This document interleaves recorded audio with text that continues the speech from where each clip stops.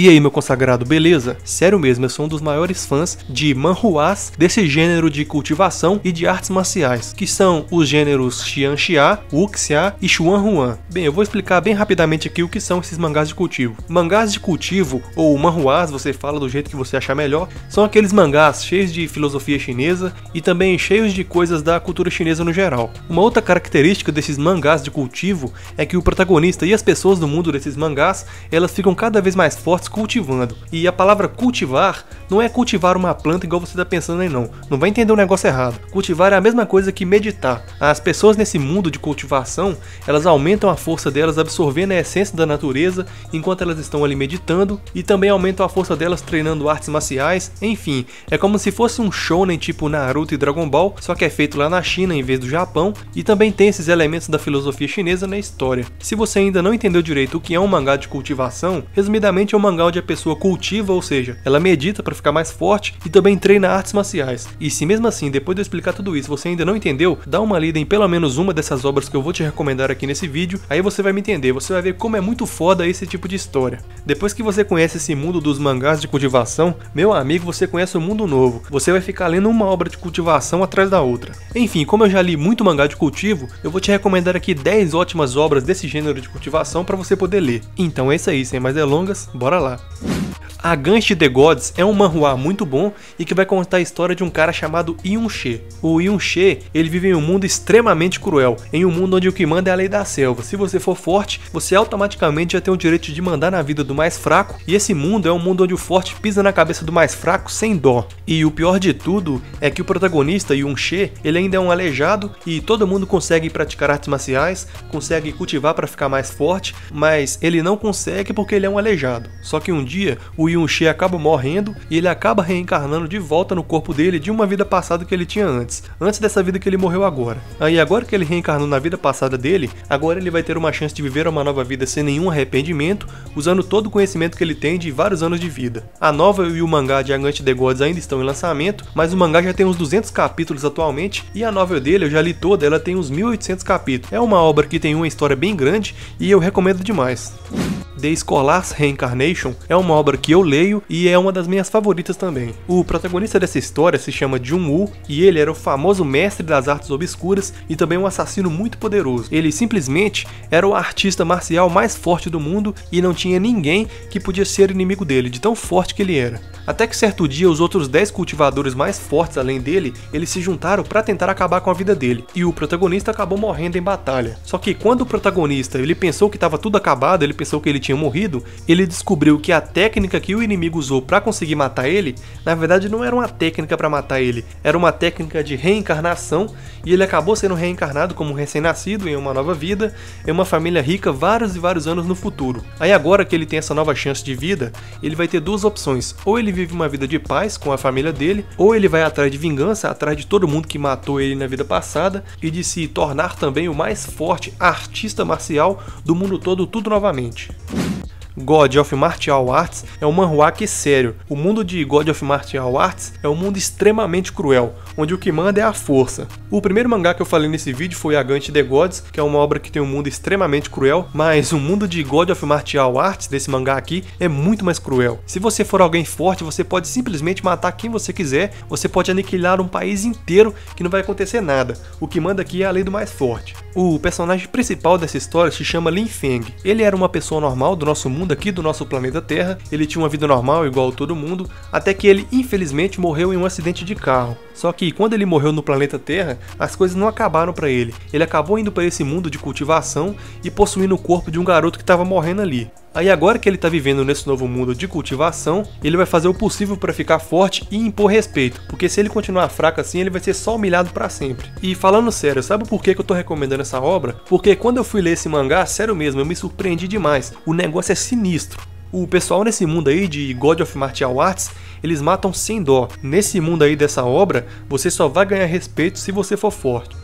Tales of Demons and Gods é um mangá de cultivação que virou uma lenda, né? Não tem como eu falar de obra de cultivação sem falar dessa obra-prima chamada Tales of Demons and Gods. Tales of Demons and Gods foi o primeiro mangá de cultivação que eu li e provavelmente é o primeiro mangá de cultivação que muita gente aí leu também. A história de Tales of Demons and Gods, ela fala do Nieli, um cara que cultivou o caminho do Dao marcial por milhares de anos e se tornou o mais forte que existe em todas as realidades. Não tinha ninguém em todas as dimensões que existem e todas as realidades que se comparassem a ele. Até que certo dia ele entrou em batalha contra o Sábio Imperador, um cara que também chegou no pináculo da cultivação igual o Nieli e era forte igual ele. Aí nessa batalha o Nieli acaba morrendo, só que quando o Nieli morreu, ele estava muito triste, porque ele perdeu a mulher dele que ele amava durante a vida, ele perdeu tudo e ficou muito triste com isso. Aí o último desejo do Nieli, antes dele morrer, foi pedir aos céus que dessem a ele uma chance, dele pelo menos ver o rosto da mulher dele de novo, e ele estava muito triste porque do que adianta ser forte se ele perdeu todos os amigos e a família dele nesse processo para se tornar forte, né?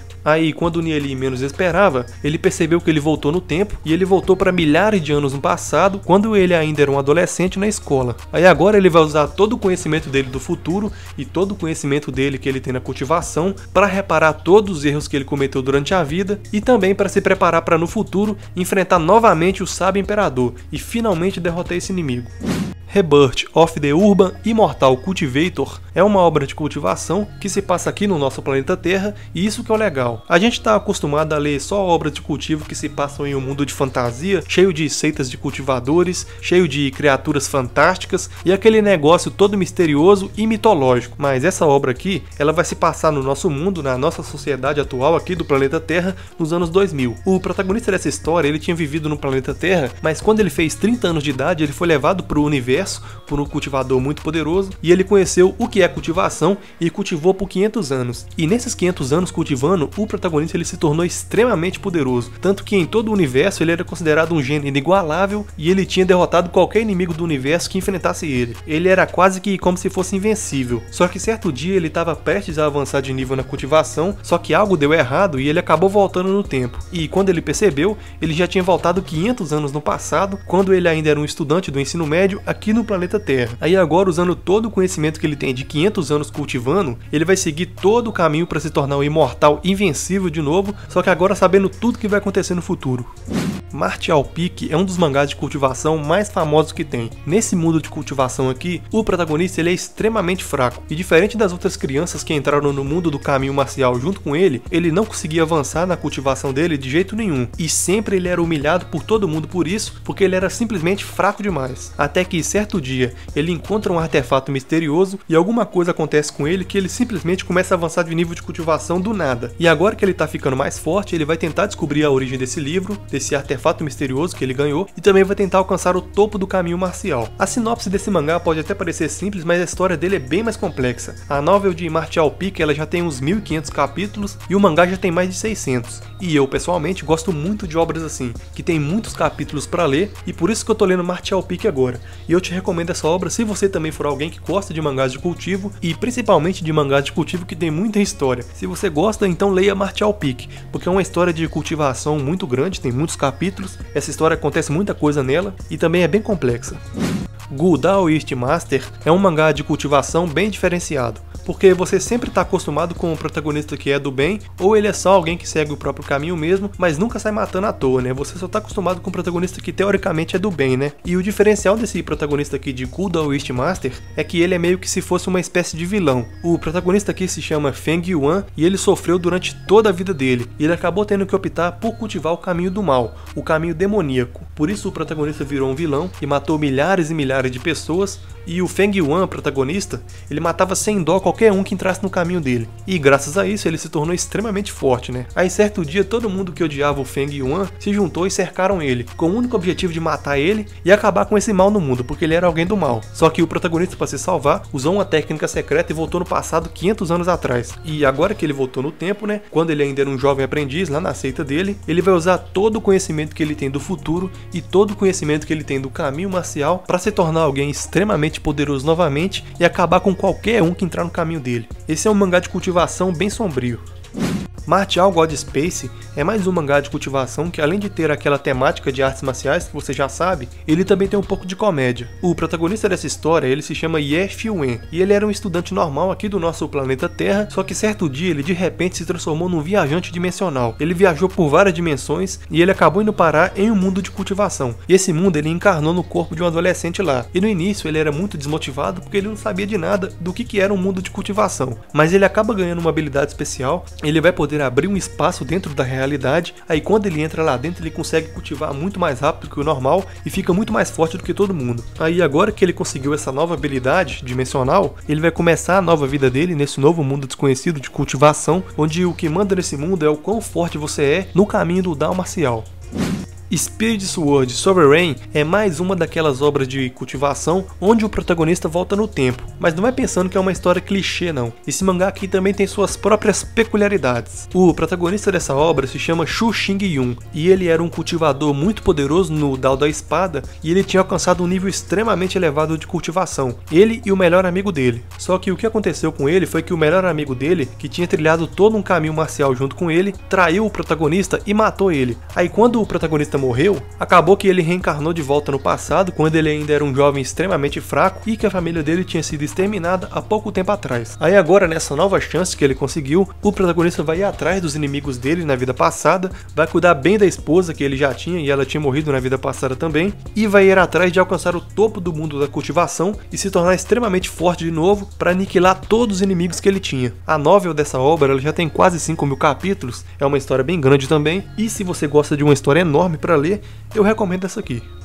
Bom pessoal, essa foi a nossa lista com ótimos mangás do gênero de cultivação para você ler. Aqui no canal tem várias listas de mangás e de animes para você conhecer, então dá uma passada aí no canal, porque depois de conhecer esse canal aqui, você nunca mais vai ficar sem mangá para ler ou sem anime para assistir. Então é isso aí, até a próxima, valeu, falou!